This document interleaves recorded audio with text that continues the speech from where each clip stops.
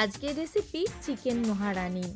যা ঠান্ডা পড়েছে কলকাতায়, তাই এই ঠান্ডায় যদি রাতের ডিনারেতে এরম গরম গরম চিকেন মহারানি করা যায়, তাহলে রাতের ডিনারটা জমে যাবে।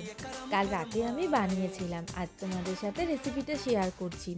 আমি নিয়েছিলাম 500 গ্রাম মতো হাড়ের দিকে মাংস, সামান্য টক দই, লেবুর রস, আদা রসুনের পেস্ট দিয়ে খানিকক্ষণ ম্যারিনেট করে রেখে দিয়েছিলাম।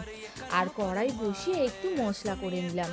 তার মধ্যে ছিল মৌরি, জিরে, ধনে, একটু গোটা গরম মশলা, জায়ত্রী, জয়ফল। আর নিয়েছিলাম কাজু বাদাম, আমন্ড বাদাম, টক দই, লঙ্কার একটু পেস্ট, যেটাকে দই দিয়ে আমি ভালো করে পেস্ট করে নিয়েছিলাম। কড়াই গরম করে দিয়ে দিলাম পেঁয়াজ। পেঁয়াজ একটু ভাজা হয়ে যাবার পর দিয়ে দিয়েছিলাম মাংসগুলো। আমি একটুখানিও জল ব্যবহার করিনি। পেঁয়াজের সাথে মাংসগুলো ভালো করে কষানো হয়ে যাবার পর কাজু বাদামের পেস্টটা উপর থেকে দিয়ে দিলাম। তারপর মাংস সুসেদ্ধ হয়ে যাবার পর ওপর থেকে মশলাটা ছড়িয়ে